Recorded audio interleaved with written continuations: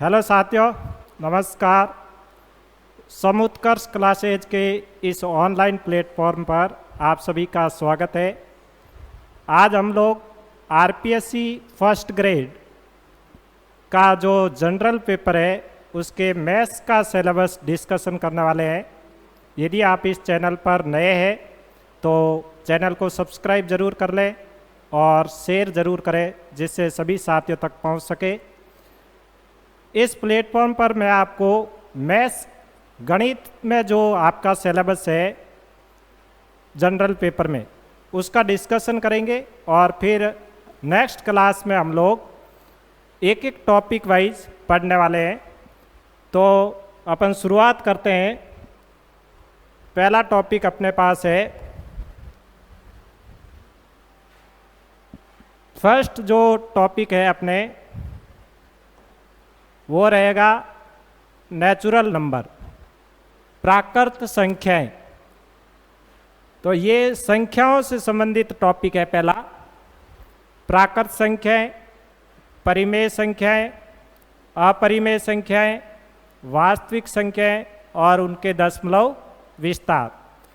पूरा का पूरा टॉपिक है वो संख्याओं से संबंधित है। इस टॉपिक में हम लोग संख्याओं के बारे में विस्तार से पढ़ेंगे। ऐसा अपन कोई अलग टॉपिक नहीं है क्योंकि हम लोग 10वीं क्लास में और छोटी क्लासों में संख्याओं के बारे में पढ़ चुके हैं।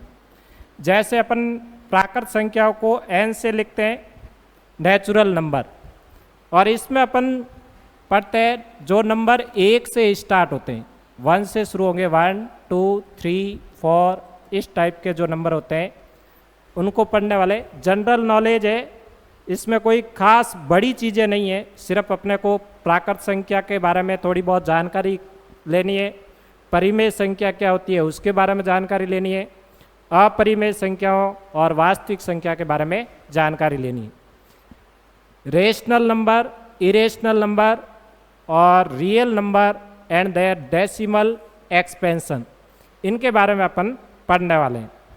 सेकेंड टॉपिक जो अपना है वो आता है operation on real number. Operation on real number, वास्तविक संख्याओं पर संक्रियाएं।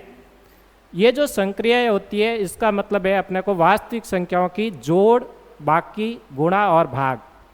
एडिशन सीखना है अपने को, एडिशन कैसे करते हैं और सब्सट्रैक्शन कैसे करते हैं ये सीखना है। मल्टीप्लाई कैसे करते हैं, मल्टीप्लाई सीखेंगे और डिवीजन सीखेंगे। ये चीज़ें अपने को सीखनी है। जो आप लोग वास्तविक संख्याओं के पर संक्रिया सीखेंगे उसमें आपको जनरल, जोड़, बाकी, गुणा और भाग सीखना है। उसमें भी कुछ खास चीज़ें अपन जो पढ़ेंगे वास्तविक संख्या में, जैसे दो संख्याएं सम्मिलित होती हैं मुख्य रूप से, अपन कह सकते हैं परिमेय संख्याएं और अपरिमेय संख्याएं, परिमेय और अपरिमेय, रेशनल नंबर और इरेशनल नंबर।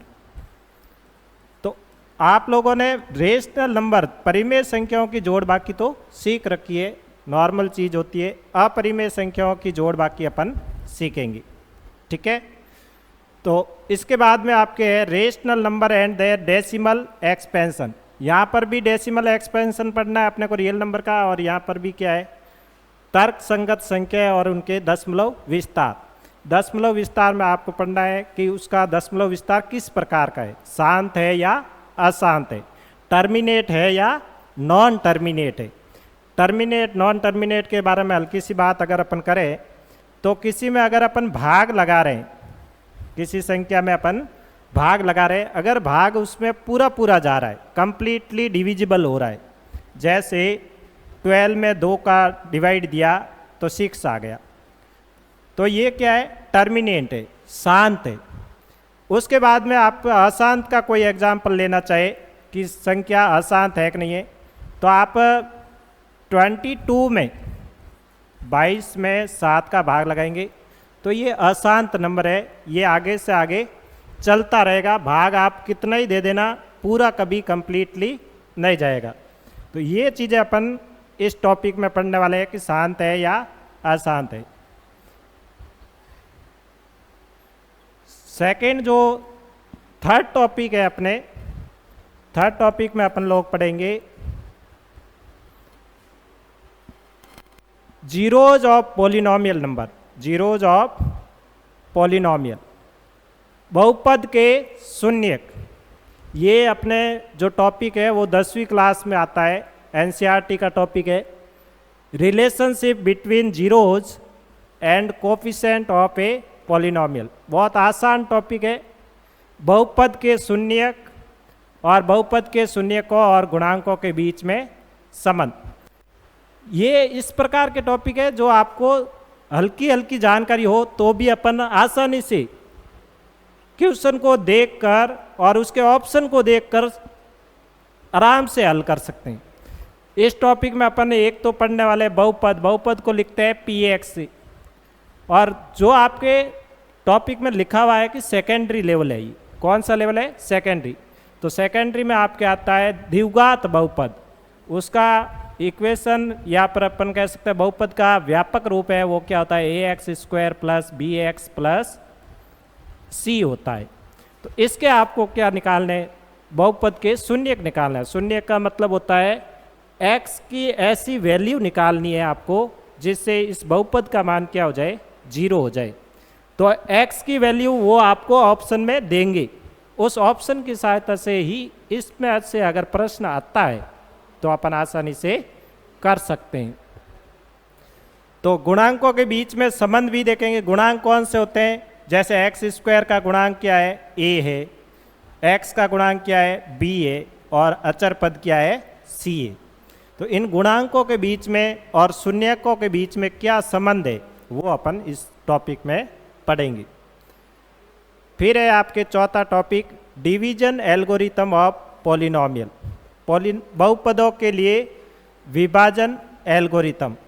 विभाजन एल्गोरिथम का मतलब होता है जो भी आपको बहुपद दिया हुआ है उन बहुपदों का भाग कैसे किया जाता है, या फिर आपका उसका एक शून्यक दे दिया तो कोई न कोई वैल्यू आपसे निकलवा सकता है।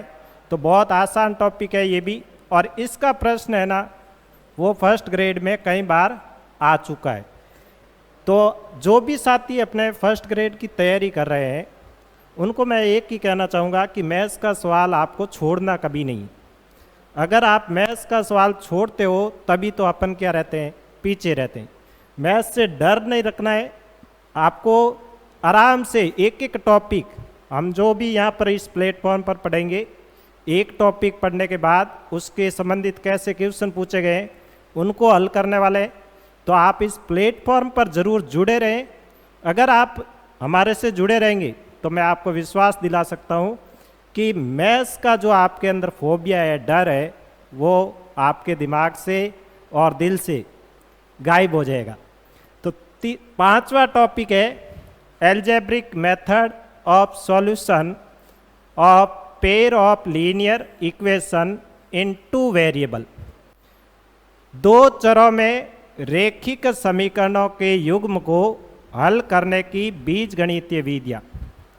ये टॉपिक भी आपके सेकेंडरी लेवल का है, 10वीं क्लास का है, पूरा सेम टू सेम। ये 10वीं में चैप्टर है, 3rd चैप्टर। तीसरा चैप्टर है 2 चरों के रेखिक समीकरणों के युग्म को हल करने की बीजगणितीय विधियाँ। वर्तमान में जो ये टॉपिक है इसमें अपने 3 विधियाँ सिलेबस में, और पहले इसमें 4 विधियाँ होती थी। तो मैं आपको बता सकता हूँ कि यहाँ पर कौन कौन सी विधियाँ अपन पढ़ेंगी।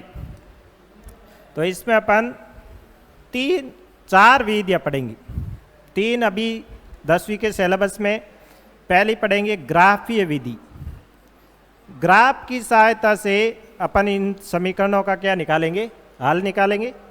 दूसरी पढ़ेंगे अपन प्रतिस्थापन विधि, प्रतिस्थापन विधि। और तीसरी पढ़ेंगे विलोपन विधि, विलोपन विधि। और चौथी पढ़ेंगे अपन वज्र गुणन विधि, वज्र गुणन विधि। ये 4 विधियाँ पढ़ेंगे। और मैं आपको इस टॉपिक के बारे में कहना चाहता हूँ कि ये टॉपिक नहीं है, ये गणित की मूल चीज़ें।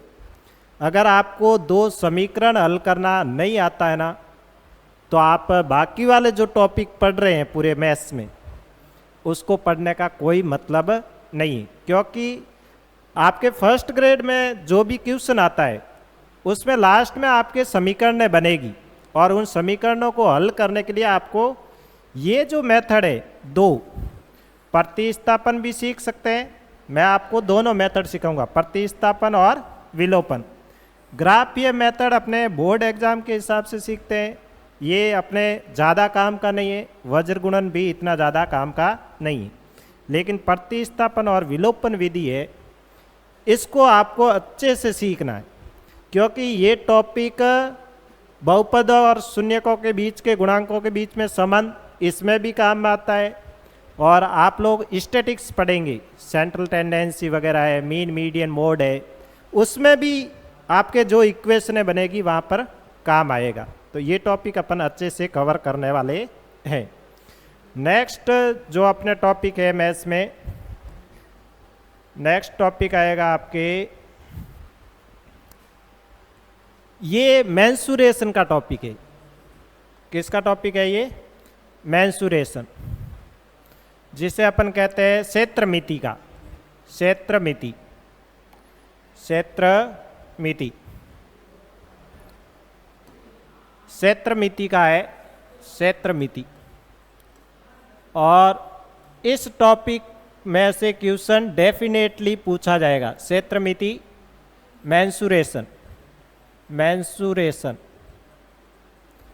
मेंसुरेशन में से क्वेश्चन 100% पूछा जाता है फर्स्ट ग्रेड के फर्स्ट पेपर में। ऐसा एक बार भी नहीं हुआ कि इस टॉपिक में से क्वेश्चन नहीं आया।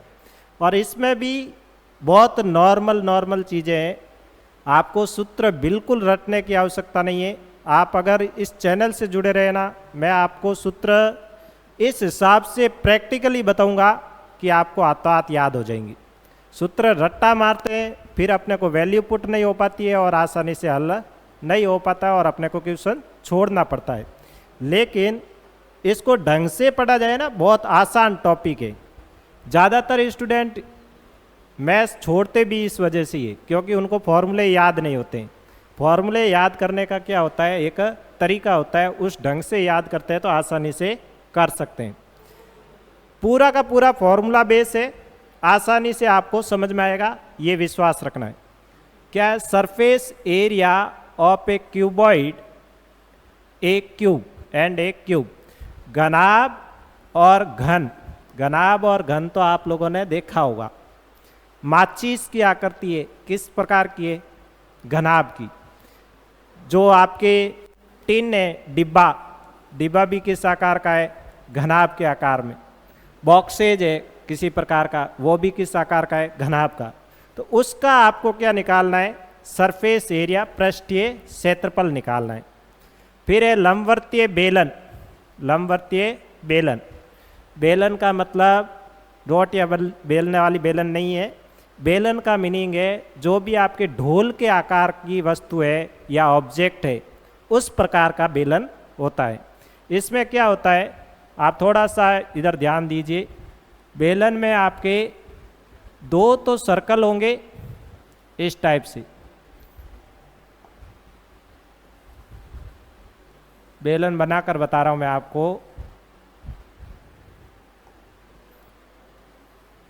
इस टाइप का बेलन होता है,